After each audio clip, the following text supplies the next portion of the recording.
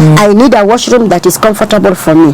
Maybe it is a kitchen. I need a kitchen that is suiting me. Yes. It does not mean it will limit you. Okay, to you might feel nitastrain kidogo, but to me it is comfortable. So it needs to be at a lower at a lower level to my ability, not to keep on being a burden to someone. Please come, please do all the time, the time. I like being self-reliable.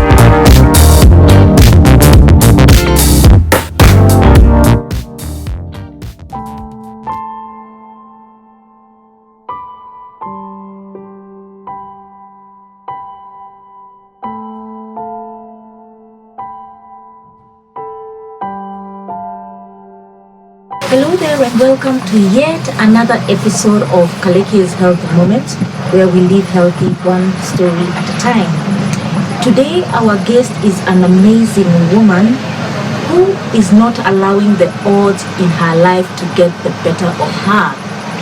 She has agreed to hang out with me and share her story. Welcome to the show, and you can tell us a bit about yourself. Thank you, and I appreciate.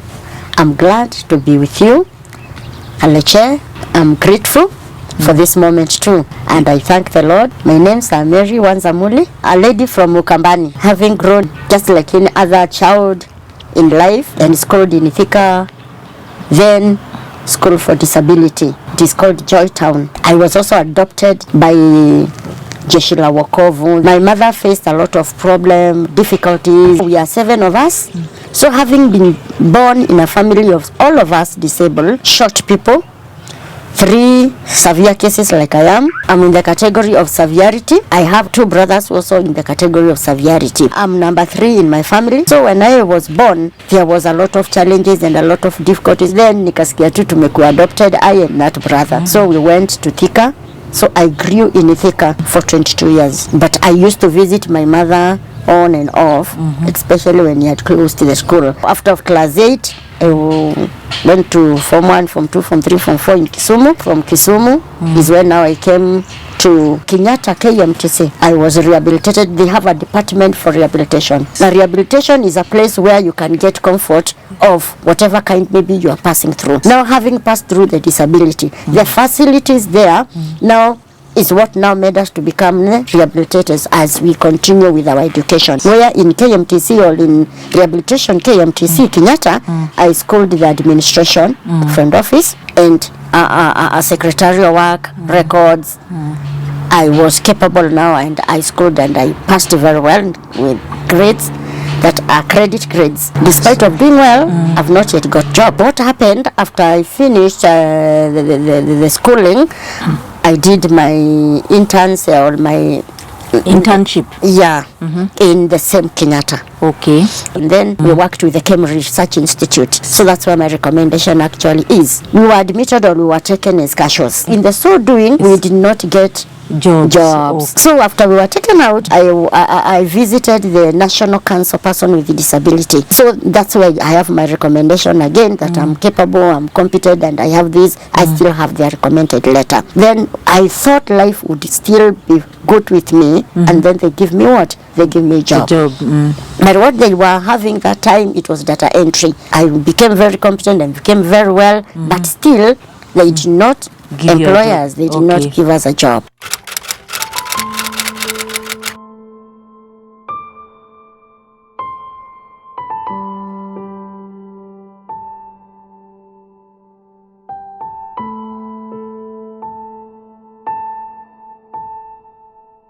Let me ask you something. Do you think living with the dwarfism is in a way connected with the reason why you do not have a job? Okay, well, I can say it can contribute, and it has contributed. There is dwarfism, that is the short stature, and then adding on the short stature, now there is disability. Yes. You see? Yes. So with that mobility, with the disability, with the dwarfism, now you present yourself to an office or a company or an institution. Yes. There is a way that they receive you. Their reciprocation, it tells you something. Then they'll tell you, leave your requirements, this is what we want, leave your CV, this is what we want, then we will get back to you. You wait. In fact, even when you ask them, now can I get to a number so that even if you maybe you may end up get up committed and you fail to get back to me, I can call you. They will not. So I'm like, why? So even when you are having those education and you are doing our interns, that is still working because now if getting a recommendation is not easy. Yes. I worked with them. Despite the fact that there's a lot of difficulty in the general population getting a job, it's much more difficult for people with disability. Yes. Now in the office, are you told now to keep on lifting mitungis? There is that specialization maybe you're supposed to carry forward. That's where they're supposed to interview or to base you on in case of any query. Exactly. Yeah. So having been able to work under minimal supervision, maybe minimal direction, I know my work. Normally, what do you prefer people to call you by? Because somebody might be afraid to call you in a name that's going to take offense. Okay, people say beauty lies on the eyes of the beholder. Like now, the way you have found me there, we have never met before. But when you saw me, you were like, wow. I've also felt so I'm in good hands. You see, then there's another one who will take time. Call me beautiful, mrembo. Call me high lady. Short that you are. All by the name. But not those other like, weenda kwa ile group ya Dwarfism. Unaona ile group yo, that's where you suit. That's where your class is. So what are these physical features that distinguish one from Dwarfism? Dwarfism basically is the height. You can find maybe it's a 2 feet, 3 feet, like now I'm 3 feet. The others who are 2 feet. The others who are 1 feet. So you expect even the legs are they are short. The hands are also short. The body is also short. You can be plumpy. We are not talking of the plump. You're going like this, that's one choice. But going like this, that's God's desire and God's creation. Like now me, I am physically challenged. I am walking with maybe support both legs because my legs cannot walk. But when you look at my fingers and my hands, I am very much okay. But the others, when you look at the finger themselves, just the thumb, there is an abnormality. Dwarfism, unless has been accompanied by a particular other feature, then the height is what now categorizes this person as a dwarfism. There are others with Down syndrome. There are others, the mind is not very developed. You see, now these ones, they also have the feature, irrespective of them being dwarfism. And it can affect both male and female. I don't know whether to ask what causes dwarfism, or is it in the genes? Now, like my case or to our case, I've said we are 7 of us. Our mother is the one who is short. So with the dwarfism, the mother is the one who the gene was very strong. Gene now overpowered the father. It can be vice versa. Why? Because now looking at my family, our gene is minor. It is not as strong as for the mother. Because now with the children, now those others, the children, they are very fine. According to an article on dwarfism posted in the Mayo Clinic website on August 17, 2018, a dwarf is a person of short stature, under 4 feet 10 inches as an adult. There are approximately 400 types of dwarfism. There are 2 main categories: proportionate dwarfism, where the person is smaller than average all over. An example in this category is primordial dwarfism. In disproportionate dwarfism, a person has some average size parts of the body, such as the head or trunk, and some shorter than normal parts of the body, such as the legs and arms. An example in this category is achondroplasia. This is the most common type of dwarfism, accounting for 70% of all cases. You talked about some surgeries you've undergone. Can you tell us when and why you underwent those surgeries? The surgeries, my bone started now like bending. Now my mother was like, where are these bone bending? What can we do about this bone bending? And even the adopted parent who adopted me, they were not also comfortable with the bone bending. And they said, now what are we going to do? So they took me to Kijabe Hospital, Kivogoto Hospital, Kenyatta Hospital. Now after that, the doctor trying to see why is this bone bending. They now try now to correct. Surgeries must go. So I had to undergo also surgeries. And a disability, it is never rectified at once. inaendanga ni process year after year as one grows, because ukiwa child you are still growing. Now that growing ndio inakupatianga position of the bone, ina grow ikienda aje. So the more you grow, if it continue to bend, you undergo more surgeries waki rectify you sasa ime bend. And then did the surgeries help? Do you think they help somewhere? Some help, some worsen.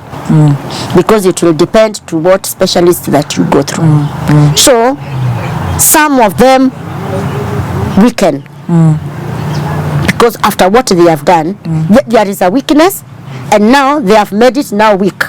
They thought that they are making it stronger, kumbe now they are weakening. Instead of being better, you become worse. Yes. You find I was like now I was not using this. Yes. No. Yeah. But because of so many surgeries that made me prone to little accident, minor accidents that I could face on the journey of my growing to in my living. Now nikipata tu hata kama tu nikakula kuslide kidogo umevunjika. Bone imeenda somehow, wamekurudisha. Now you become weak and weak and weaker other than this other particular person. And unajua pia wanasemanga in normal general life, the more you grow, the more you become weak. The more you age, the more you become weak. So zimeongezanisha vitu mbili. Yeah. There is a distorted view that the world has about people with dwarfism. Myths surrounding people living with dwarfism you have ever had, and now you would like to address and correct. Like in Nigeria, they say it's an abomination. And even when you want to marry, that is African countries, they used to say this is an abomination. And now this story of being an abomination, when you are seen with me, you are bringing an abomination to yourself. My body part, maybe this one of my leg, it will be chopped off and then being taken to that mganga, then you become rich. So they will carry along because now they'll go and use your ear as a charm for maybe their riches, as a charm for whatever that they have been told. When you do this one will work. Perhaps you can tell us the difficulties you face in a day-to-day basis.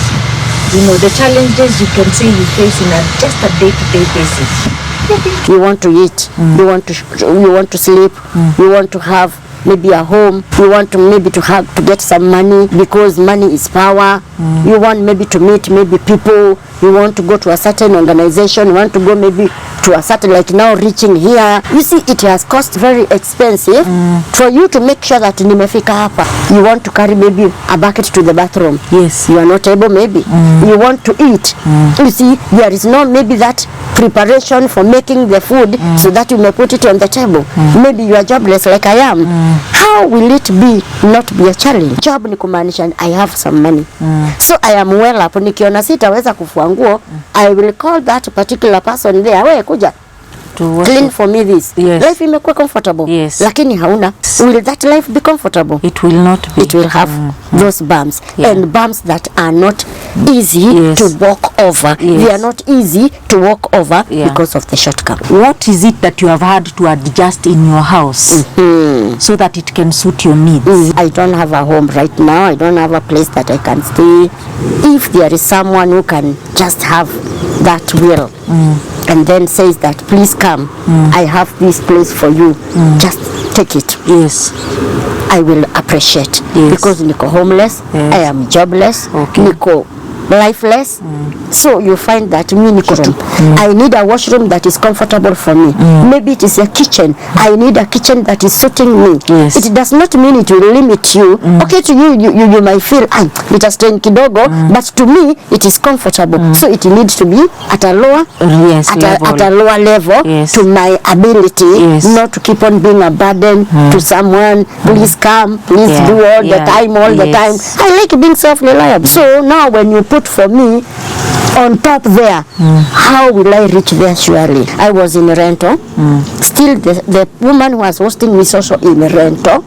Unapata kama now the rentals, hata nikiingia huku ma rentals mingi zimejengewa any other person, but a person with a disability, and especially the disability of dwarfism, has no place. So when I get now to a particular tuseme ni hiyo rento, hata kubali nishinde nikifanya a lot of adjustment. Again utakuwa tena umempatia another cost. What has been your achievement so far if you can remember any achievement you've done, no matter how small you think it is, but it's an achievement. Have not seen any, because I'm truly struggling. Struggle after struggle, struggle after struggle. So if I say that I have any achievement, I will lie. I'm talking of homeless person here. I'm talking of jobless person here. I'm talking of a business person here. You see, so everything is, there is nothing, it's minus. So how can I get an achievement? Achievement is acquired maybe when you have a certain empowerment. Maybe now the achievement I have is the child I have. Has your disability ever put you in a place of advantage somewhere? Let me say, when I was doing my interns, maybe that's when I can say I saw at least a waiver. Right now I cannot talk of banks, but when I have friends like you, you can tell me, see, you told me nipeleke kwa bank because you don't want to go and queue. I will not queue. So you are the one with me. So you are the one who is getting the advantage. Tell us just your journey, your experience with pregnancy. Pregnancy normally, unless you have another problem, even to a normal person, people feel pregnancy is not a good journey. But the others who try to enjoy. Now, like, let me quote like this, the one for Wanza Muli, the one for Citizen, could make it so lively. It is normal. Walk with it, do with it. This is the journey that we are moving out. And then there you are, and then you receive. You see, now having the pregnancy in disability, vile utakuwa tu na morning sicknesses, utakuwa na evening sicknesses, utakuwa na what you want, utakuwa with what you dislike.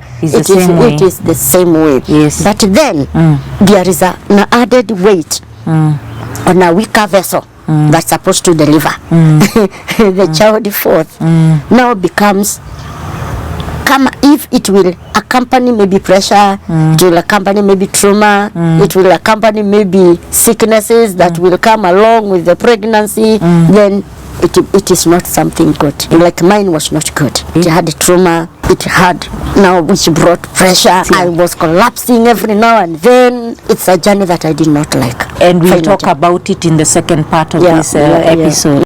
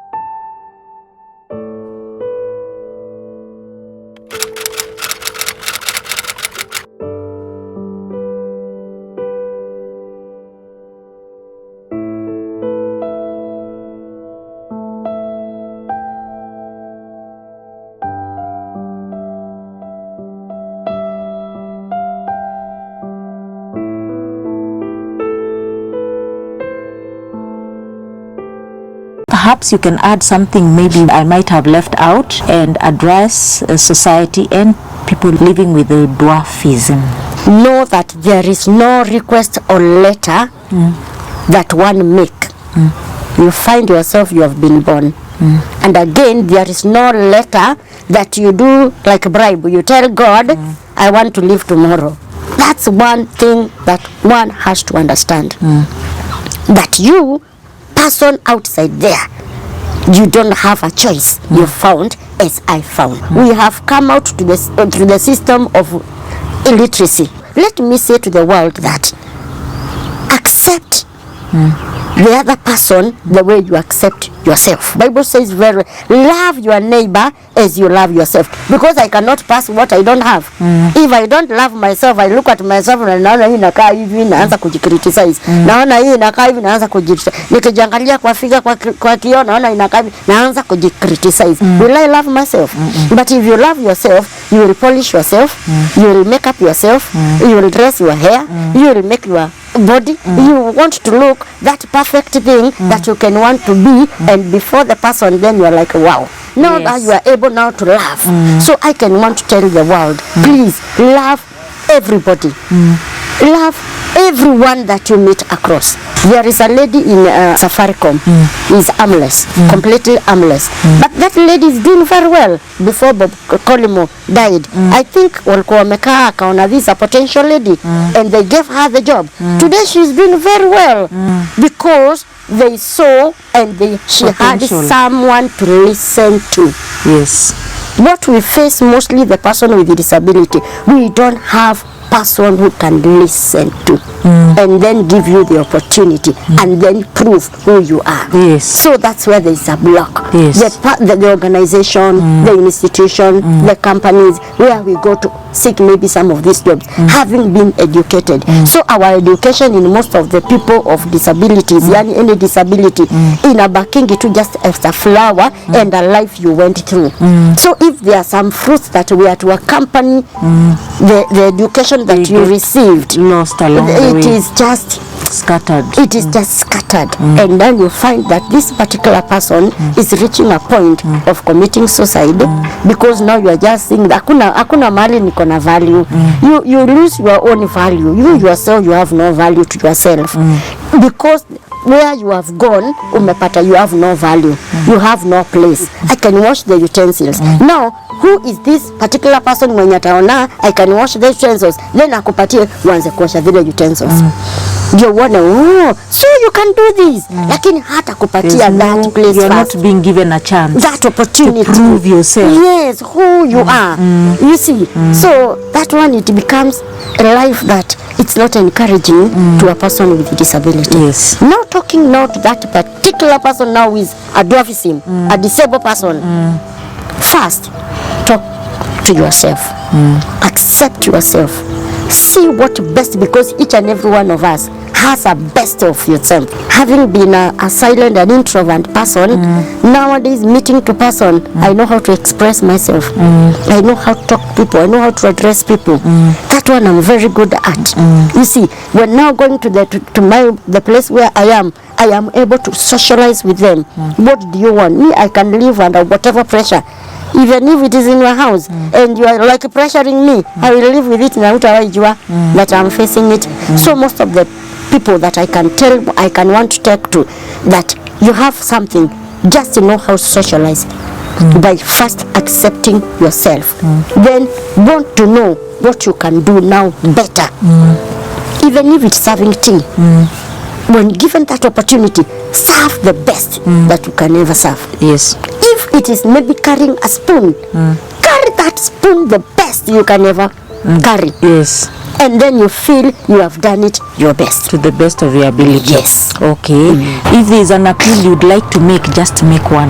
I've said I'm homeless. Me, I'm feeling ni kama hata kuku iko na kwao, inajuanga sana wakati wa kwenda home, acha niende kwetu, na hapo ndio napatanga usingizi. Me, I have nowhere. Siwezi nikasema nitarudi kwetu. Kwetu sasa ninarudi wapi? Unaona? Hata nikiwa kwetu bado tu nitafeel tu mimi ni wa nje, kwa sababu si kuna brother na mama yangu na kwetu tunaishi kama masquatter. Kwa so hata nyumba ile iko, that is for my brothers. So mimi niko wanani? We are 7 of us. I'm a lady. Unasemekana lady ni wa kutoka. So even if I go home, that is not my home.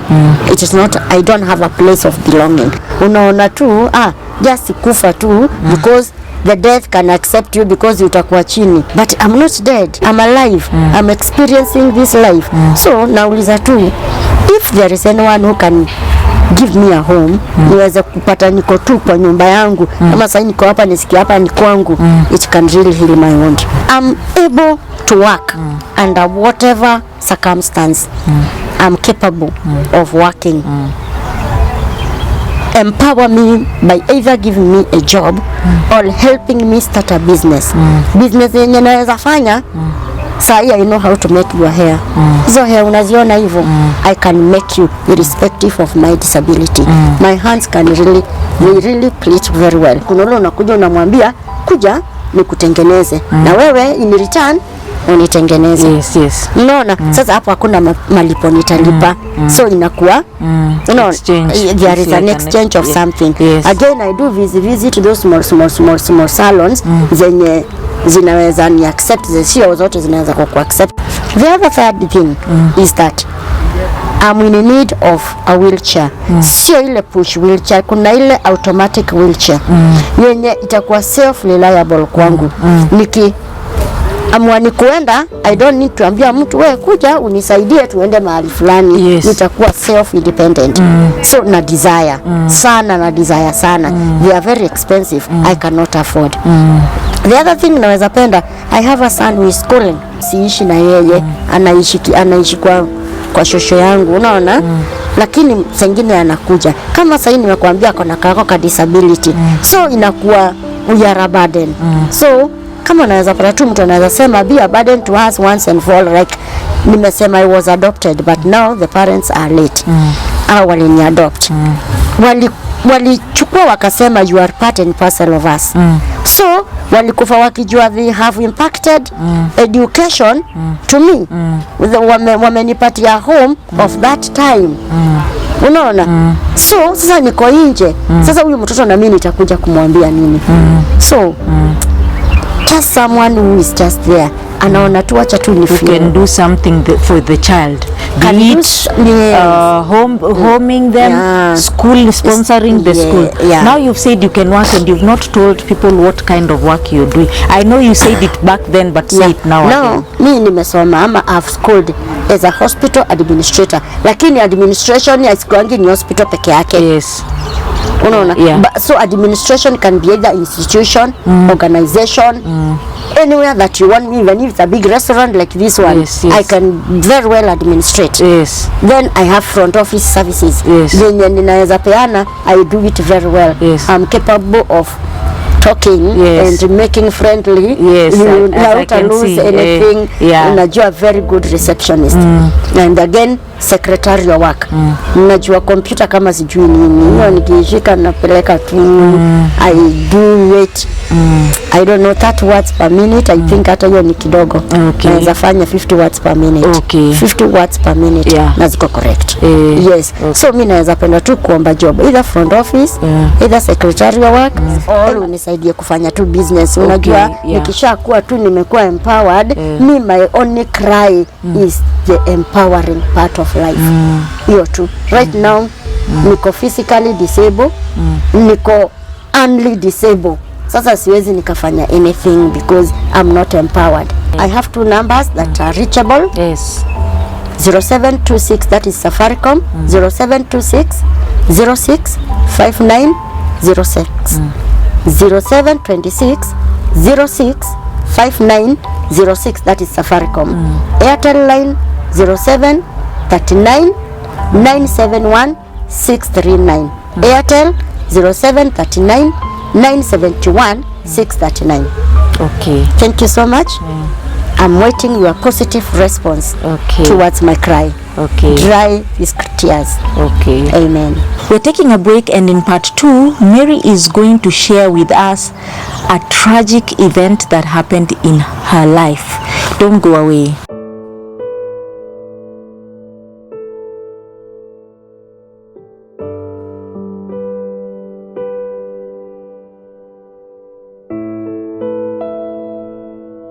Mary